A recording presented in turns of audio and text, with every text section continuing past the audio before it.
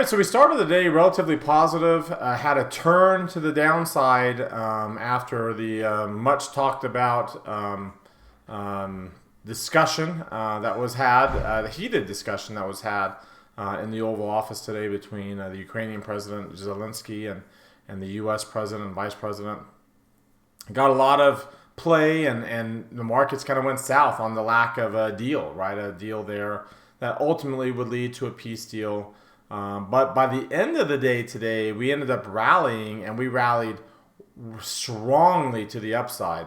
In fact, it did a lot of damage to the potentially damaging bearish indicators that were showing up on the different charts at the lows of the day today. So instead of finishing the week very negatively to the point where we had a very, very grim and dour outlook going into next week, things changed dramatically by the end of the day, and now things are actually looking much more positive and looking very similar to other times that we've had, relatively smaller low points that we have bounced off of up to the upside. So I'm going to break all that down, how these indicators look different, how they look more positive, how they they change from the lows of the day to the highs of the day.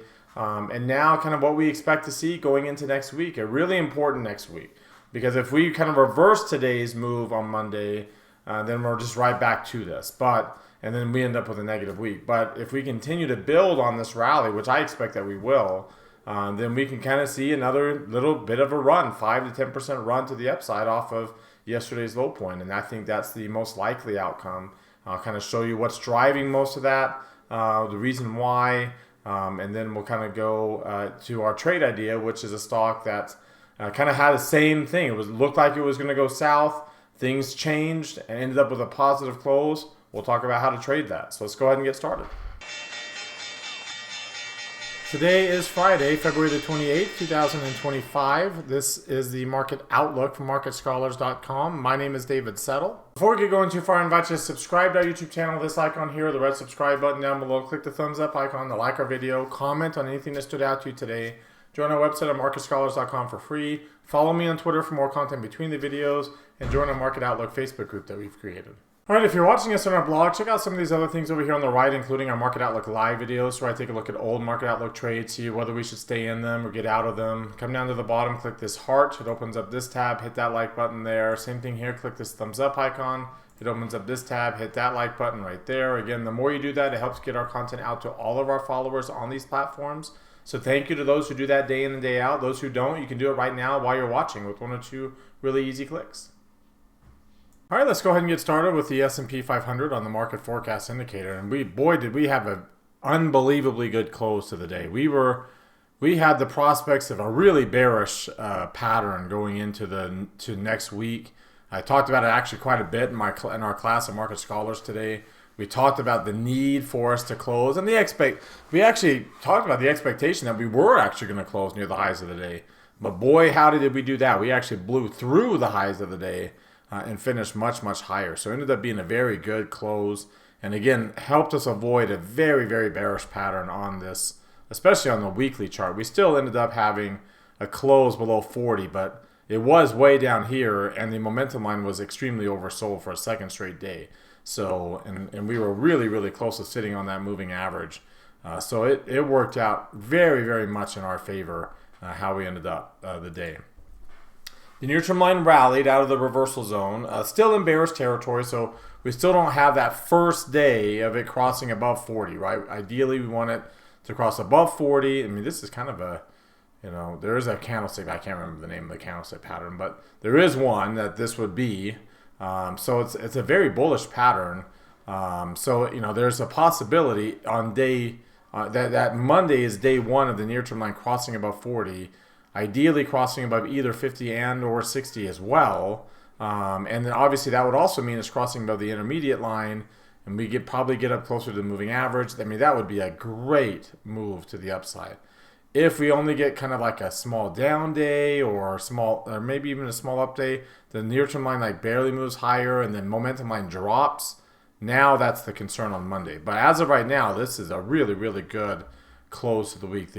We had a red line on the near term line on the moving average. It's not red now. That because it was dropping. Now it's slightly rising. It's dark pink shading still, but we're not in bearish territory in the intermediate line. And again, we were more than 2.5% below the moving average yesterday. We're not anymore. We're not even 1.5% below, just a little bit less than that. So a very, very good close. Of course, the NASDAQ had a big reason to do with that. Again, its near-term line has not crossed the intermediate line, even though it is in bearish territory. It's barely out of the reversal zone. The momentum line is right around the midpoint of the chart. Still got a lot. It does have dark pink shading and a red line, so we're not out of the woods yet there. The Dow Jones, which actually looked really good today, it has a much better pattern because it wasn't nearly as big of a drop yesterday. Its momentum line spiked, so we crossed above 40, but that was it, only above 40 and barely above the intermediate line. But that momentum line spiked above 90, which gives us a very good chance that on day 2 that near-term line can also jump above 80. Even though, again, it only crossed above one line, that's okay. Ideally, it would have been better if had we crossed above either 50 or 60, but with that jump in the momentum line, there's a very, very good chance that we can close higher. Again, the yellow line, dark pink shading, but we might be able to avoid an intermediate decline here. And then finally, your Russell 2000, which has also been an intermediate decline. Didn't have that great of an update today. The intermediate line still, remember we had a cluster, or really, really close to a cluster yesterday. We had a cluster today, actually, at the lows.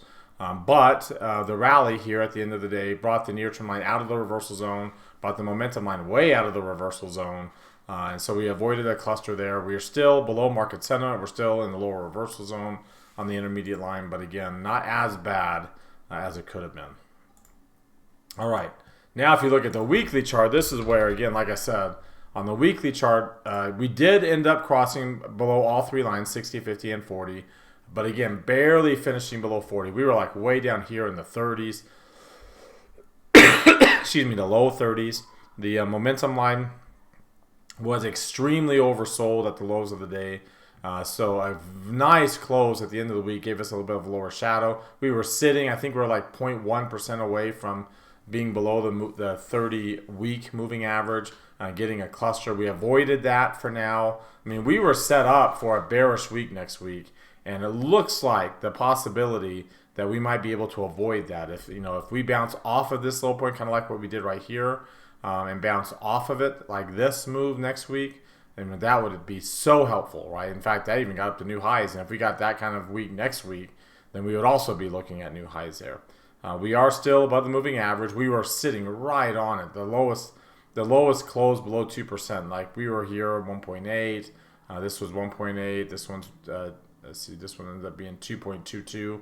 We're pretty much at 1.8 right now, a little bit below that. So we have precedent for us to kind of bounce off of these levels and move higher, and we'll see if that ends up being the case. Again, the close on the day, that was our topic. That was the topic of our class today.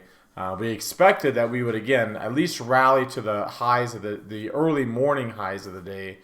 We did not expect that it would break through that, but we'll take it, right? We were hoping that just the close near the highs, that would have been a really good close, and busting through that it was a really good thing for the markets. It's also the end of the month, so it's a monthly chart. Also a very good pattern here because of the close. The near-term line was actually flirting with dropping below 60.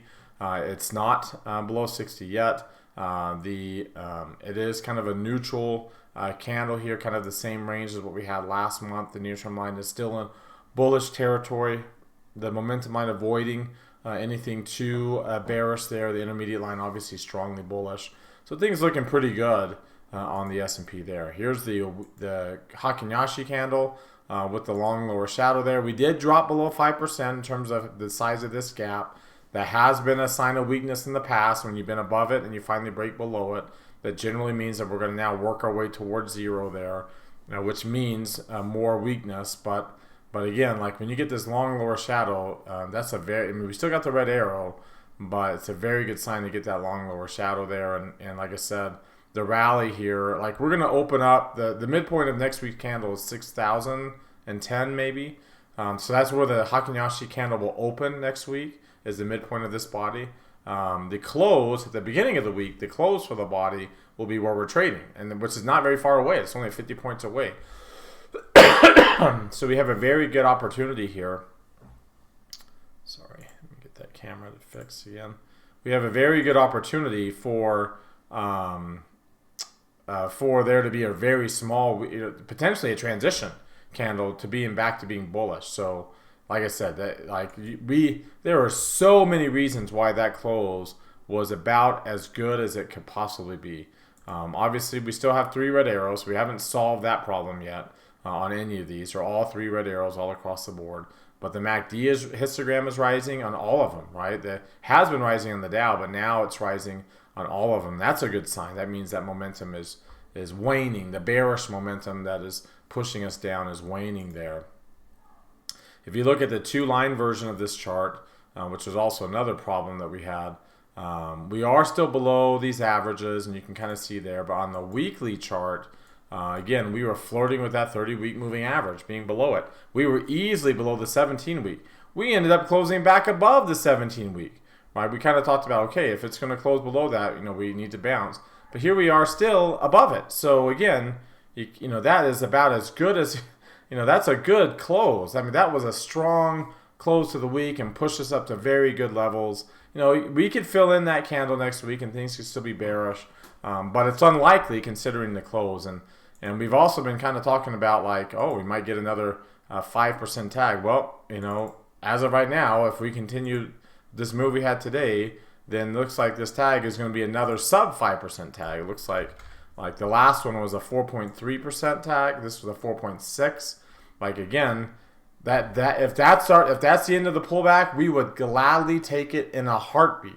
Because even though the last green tag was only 5%, generally speaking, when we're this shallow on the pullbacks, around 5% plus or minus a little bit, then we generally get double-digit tags coming off. Green tags coming off of this. So again, very, very good that we didn't. I mean, we were, again, very, very close to a 5% tag. In fact, the NASDAQ, it's kind of similar to the last one. The NASDAQ does have, it was at 7% yesterday, 7.33%. So we did get a 5% tag there. The Russell 2000, which remember is also in a bearish decline. Also, in fact, the Russell 2000 is actually in a correction because it got the pullback, it got the failed bounce, and then a drop to lower lows. It's actually in correction here, which again, it's not just a Mag 7 weakness that's hurting the markets. The Russell 2000 is in correction mode. The Russell, when you look at, remember correction for my definition of a correction isn't 10% decline. My definition of correction is you're trading below the 200-day moving average and staying below there. So we're still, despite today's rally, still easily below. So you're in correction mode right now on the Russell 2000 until things change and we get back above these moving averages and we bounce back up and get going again. So it's not just a Mag 7 weakness thing. If you look at some of these other oscillators, the DMI was pretty bearish. It's still relatively bearish. We're still below 20. The ADX is still right. We're still above 35. So we're not out of the woods there. The RSI and the CCI are still at bearish levels, right? We need to get, now that it's red, we need to get back up above 50 to stop the coloring and then get above 60 to turn it green. And you can see the CCI is still pretty negative. But what's really helpful is the weekly CCI, which is what we use to determine whether or not we're going to move into correction or not, is not below minus 100. It was flirting with it at the lows of the day today. But this big rally brought it back up to minus 62. And if we can get this kind of rally again where we don't get below the minus 100 level, we will take it, right? Getting below zero but bouncing back up as soon as we get below zero, that means we bounce back up next week. So we'll take that. And then that, and also the RSI was actually close to dropping. I think it was actually a little bit below 50 at the lows of the week. It's still above 50 now, which again sets you up for a potential bounce, right? The avoidance of a correction, which would mean this moving, in this particular case, moving below 50 on the weekly chart.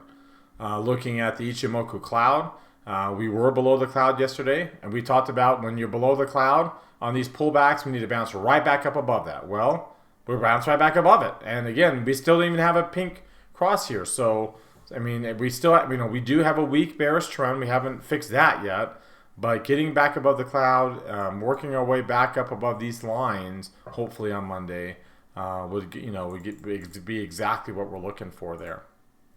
And then finally, looking at the Bollinger Bands and the Keltner channels, again, we were, you can see flirting, we were below the lower band again at the lows of the day. We were below the lower Keltner channel at the lows of the day. But now we're not even in the lowest quartile anymore. Still in the lower half of the chart. So not out of the, we're not bullish yet, but at least we're not in the lowest quartile. Momentum is still moving bearish, but at least, the bands themselves have moved back inside of the Keltner channel. So very, very good reversal, right?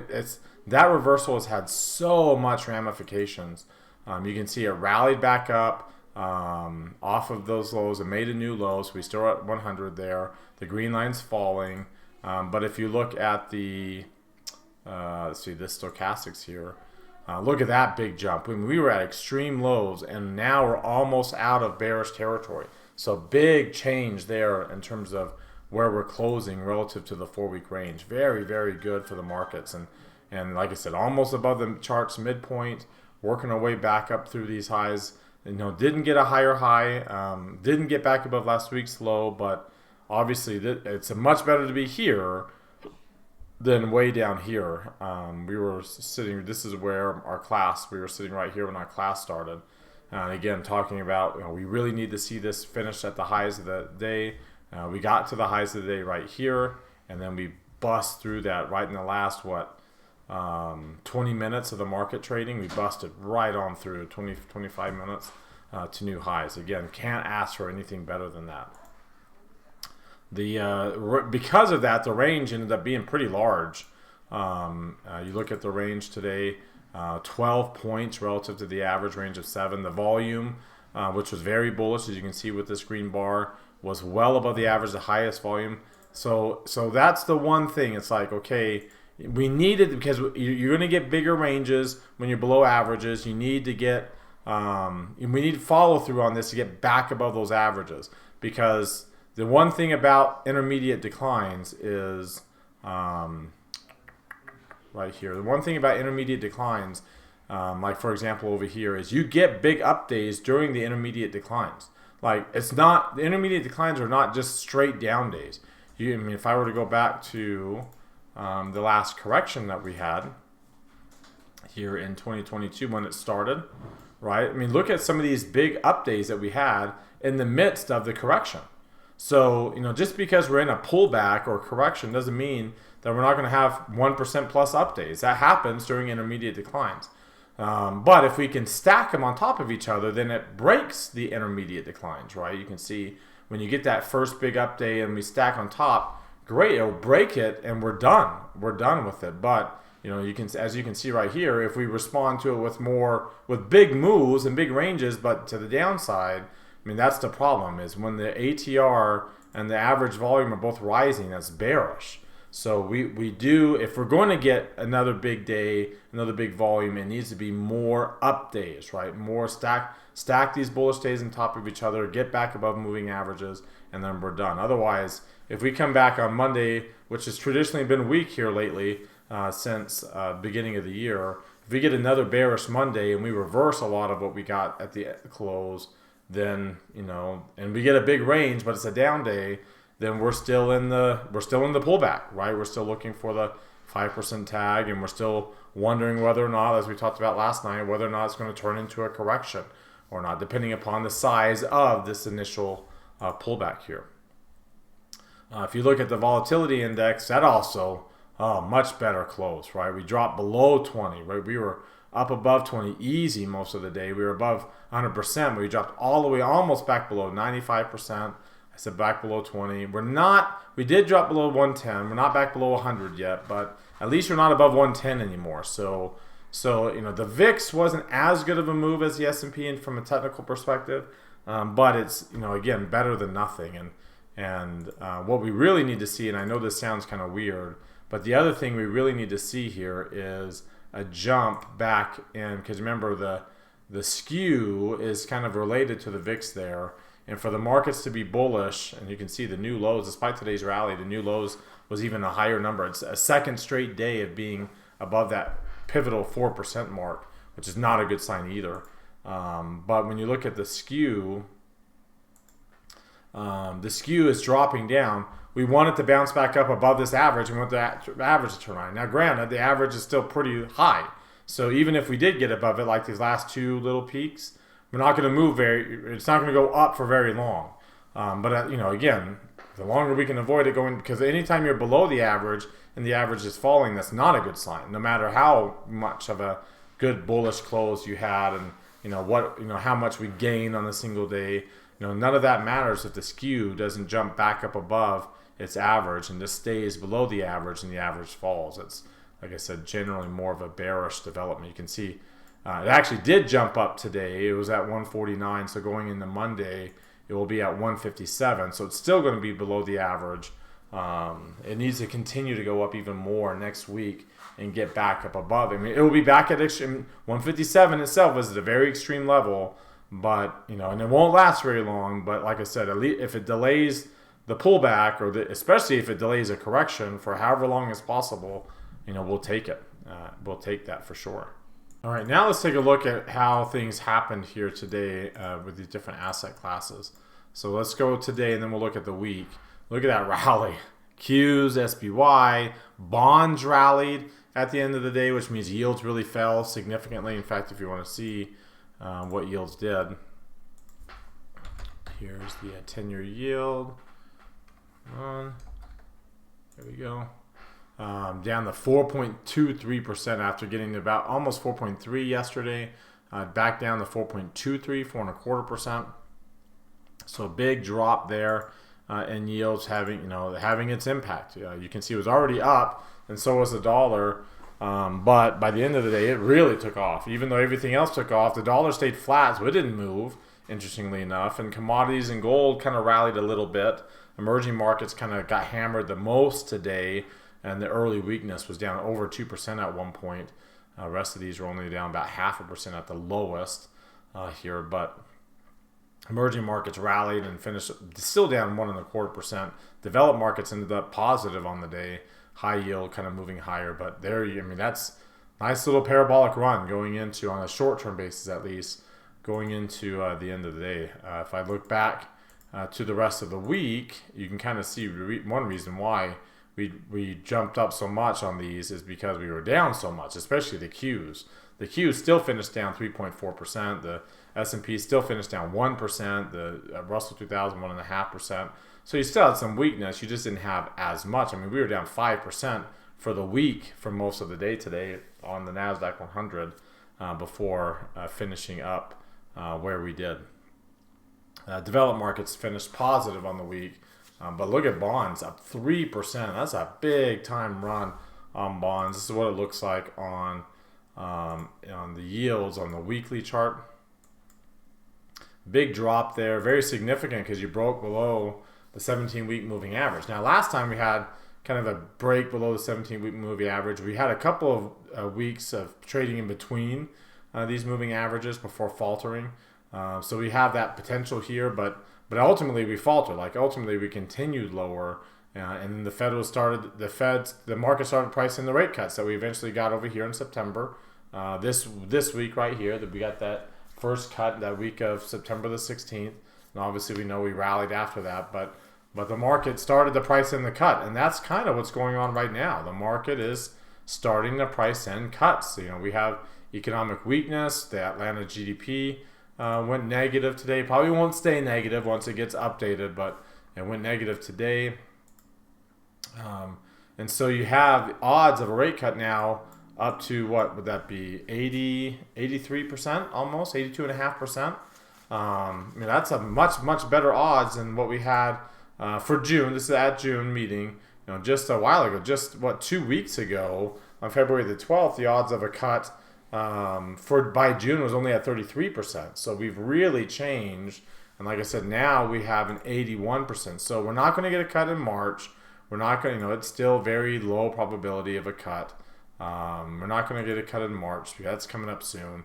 7% odds, not going to happen. Probably not going to get one in May because they don't issue rate projections in May, like the dot plot. So I mean, it's a 30% chance, but still low probability considering. Still a high probability we don't get anything in May because they don't like to start a new cycle. But right now it's looking like the cuts are coming in June. You can see the 2-year is starting to wag the dog, so to speak, the tail starting to wag the dog. The 2-year fell below 4%, fell 9 basis points. That's a big drop. You can see the 3-month still flat, so the market's not pricing in, the March or the May. Otherwise, this would start to fall.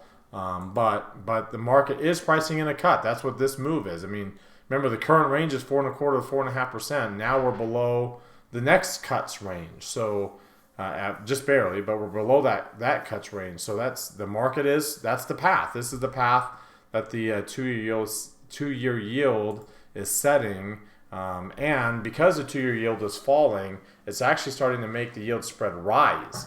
Now, granted, as you can see, we don't want it to rise. We do not want rate cuts. So that if we ultimately do get these, that's not necessarily a good sign. That like we want the market, we want to go without cuts. We want the market to be healthy enough, not so much inflationary that we need rate hikes, but healthy enough from a growth standpoint that we don't need rate cuts. And obviously you can see that that's not the issue. And so that's a concern because, again, one of the signs of a bear market would be TLT getting bullish. As you can see, TLT is pretty bullish, right? We are flirting with getting above there is significant resistance here, but we are flirting with getting above resistance. If you look at the weekly chart, it's one of your better, stronger weeks that we've had in a while. And again, flirting with resistance there as well at the 30 and 50 week moving averages. We get a good breakthrough on there, and we're probably looking at a rate cut in June. I have a very high likelihood of rate cut in June. And if we do ultimately get that, that probably means that we're going to be headed towards a correction. Because again, the Fed typically cuts rates during correction. That's what made 2022 so much of an anomaly. Last time we hiked rates during a correction was in the early to mid 70s. Generally speaking, during all the other cuts, the Fed is accommodative, right? They're either announcing more QE or they're doing rate cuts or something. They're already at 0% interest or whatever the case is. They're either not raising rates anymore. They either stop a rate hike cycle or they're actually cutting. And so if we are cutting by June, it most likely, which means that this is probably breaking through resistance, most likely means that we'll probably be in correction.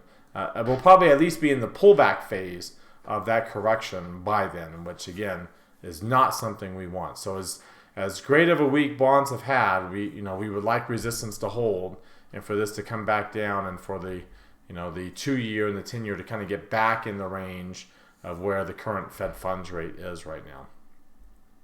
I also mentioned commodities. Again, that's kind of a reflection of inflationary expectations, and for that matter, also economic growth expectations, because those two kind of go hand in hand. There's going to be inflation when there's economic growth. Big drop this week in commodities. Big time drop. Failing at the 50-week moving average after trying to get above it.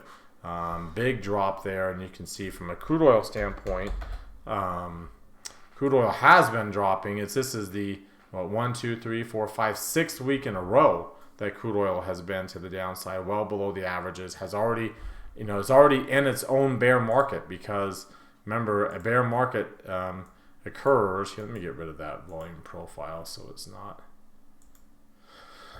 There we go. So we can see it a little bit better, but you can see here, and let me get rid of that long lower shadow there. You can see, we got to the 200 week, we bounced, we failed, we trusted again, bounced and failed, and bounced and failed, and now we've broken through, and we tried to get up to it and failed, and we're back below these averages. And again, that's, bull markets kind of need commodities to be bullish themselves. And so if commodities continue to be kind of in their own bear market, it's going to be hard for risk appetite to really take off. And again, suggesting that we might be closer to the end of this current long-term run, even if we might still have one more green tag left in us before we start the correction, right? But like I said, if that June cut is on the table, and if we actually experience that June cut, the next green tag might be a lower high point, right? Because again, by the time we rally, we'll be June. We'll be closer to June by the time we get the next green tag after that, and that's so. So really, what we want to see is no red tag, because we've already down 4.6%. We'd like to see us follow through with today's rally next week and have a really good bullish week. Avoid the red tag. It's 4.6%, so it's close. Get a new green, push this one even higher. Say 5-10% in that range off of this particular low point, and then we can worry about correction later in the year. The odds of the rate cut for June, because ideally, if we're going to have a rate cut, we ideally want it to start no earlier than September. In that seasonal period of weakness, we do not want to start one in June, because that's a seasonally strong time of year, and if we're cutting rates, that means that we're not strong in a seasonally strong time of year. Let's take a look. The other thing that's been working in our favor for a good chunk of this time, but especially today, was the breadth. Like, the breadth has been negative, but it has not been strong. It never did get below minus 35, so that is definitely working in our favor. When you look at the number of stocks above their 50-day moving average, it started to show some weakness today, but by the end of the day today, we're back up above 250. We're back above the average at 276. The ratio of the number of stocks above the 200 and the 50-day fell back below. That's average. That's bullish. So the breadth looked really good. Now the lows are high, and that's not a good sign. But the new highs jumped up too a little bit. It needs to get up a little bit more to get back above its average. But the rest of the breadth indicators looking very, very positive. The new highs and new lows, not necessarily very positive there at minus 400. So we'll see how that plays out. But as of right now, this is not like the breadth was not that bad. This was a relatively good end of the week here. A good week, despite how bearish it ultimately was. There was just not very much negative breadth associated with it. Here's how the sector moves here today, which again is another red flag that we've had, is how bearish XLK has been. Well, it rallied up. It was way down. It was down 1% at the lows. It rallied up and finished up over 1 1/3%. XLY is up here. XLC is up here as well. Utilities rebounding from yesterday's significant decline. If I go back to the whole week, technology was down 6% at one time. That's the big red flag. Like, if there's anything that we're struggling with right now, is the potential weakness on XLK, right? So XLK was trading below its 200-day moving average, almost got back above it by the end of the day. Remember, that's correction mode when you're below the 200-day moving average. The weekly chart, we did end up breaking the 17 and the 30, so that's not good. But we were also below the 50, right? All these other little pullbacks never got below the 50. This one did until the late rally. The MACD was really close to being negative. Now it's not as close. It's still pretty close, but it's not as close. So like that, the rally had that positive effect that we need to bounce up. Like all these other instances, all these other bearish little drops, we bounced up immediately with some good rallies to the upside.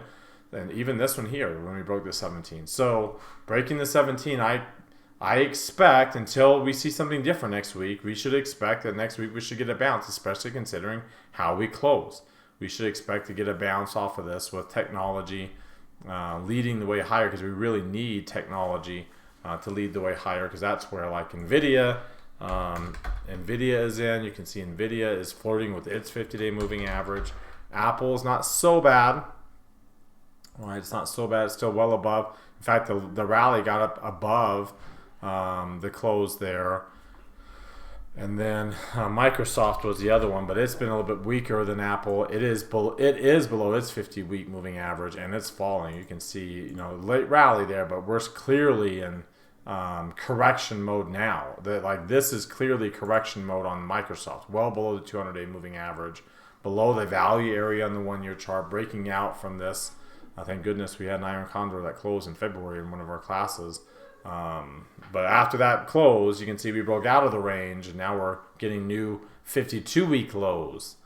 Didn't quite get a new 52-week low today, but you can see it came very, very close to where we were there. And so Microsoft and NVIDIA, if not already in correction like Microsoft is flirting with it, NVIDIA, and Apple being the kind of the, having its own weakness, not quite below its support levels yet, but you can see, if we were to get below those support levels, just how tenuous that would make it, and joining the other two in pullback / correction mode there. All right, now that takes us to our trade idea of the day. I want to take a look at Royal Caribbean. Royal Caribbean ended up today, again, strong like the rest of the market. Obviously is in bearish levels in terms of we got a bear tag. Well, let's take a look at the market forecast. You can see that. We got a bull tag here. But then we never really got below that low point. We're still kind of stuck between the moving average and the low of that bull tag. In fact, the intermediate line actually turned up, even if we're not necessarily strongly bullish on the near-term rally. But we did rally up to the upside. If you take a look at the long-term chart, we did get kind of a bearish candle today, or this week, but not a very strong bearish candle. You can see the size of the body is actually pretty small compared to other declines. We actually closed back above the 10-week moving average by the end of the day. So kind of a mixture there between bullish and bearish. If you look at the three green arrow chart, we have three reds. We did have three reds.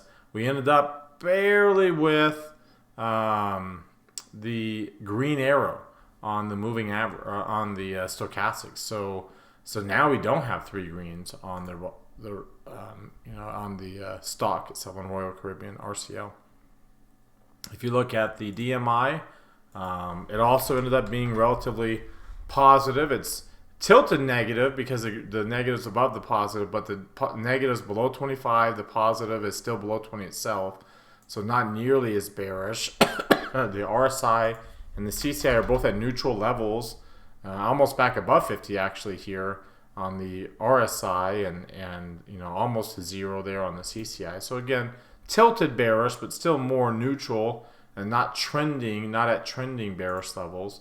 If you look at the Ichimoku cloud, again, we're below these lines, but we're still above the cloud. The cloud's still not pink. The rate of change is positive. There's no trend. Excuse me, there's no trend right now. So that's a good sign.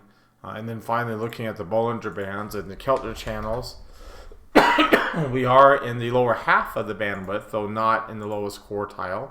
And you can see the bands are still actually outside, and the momentum, which had been pretty strongly bearish, is turning it back in our favor. So they're all positive signs, but not positive enough to make a bullish trade, but not bearish enough to make a bearish trade. So that usually means, okay, well, let's take a look at selling the 230 here, buying the 225, selling the 265, going $5 wide, buying the 270, and getting a pretty decent credit. Here, let's analyze that trade. Let's see here. Let's sell and buy, and then sell and buy, and again, it's pretty wide spreads, but we'll analyze that and spread this out like full maximum. And then let's put the slices onto the charts, and let's put those slices to break even and put them on the charts. You can see the old lows are like, if we're breaking those lows, we're breaking down. So I like where that break even is to the downside. If we'd have a directional trade there, if we're breaking through those lows, you can see it'd be breaking into a huge gap in volume. And also the recent highs are where the other break even is. So as long as we stay in this range, which we pretty much have been for most of the past few months, by March expiration, then we get our gains that we're looking for on that trade. All right, well, that wraps us up for today. You've heard from me now. Now I want to hear from you. Use that link popping out in the top right corner of your screen. That takes you to our Market Outlook forum. Open up any new thread with any questions or comments you have. Reply to anybody else's thread, and let's keep this conversation going in between videos. Again, thank you very much for watching. Remember, subscribe to our YouTube channel. Hit that thumbs up icon. Comment on the video. Join us at MarketScholars.com for free. Follow and like us on Twitter and Facebook as well. Have a great rest of your weekend, everybody, and we'll see you all on Monday.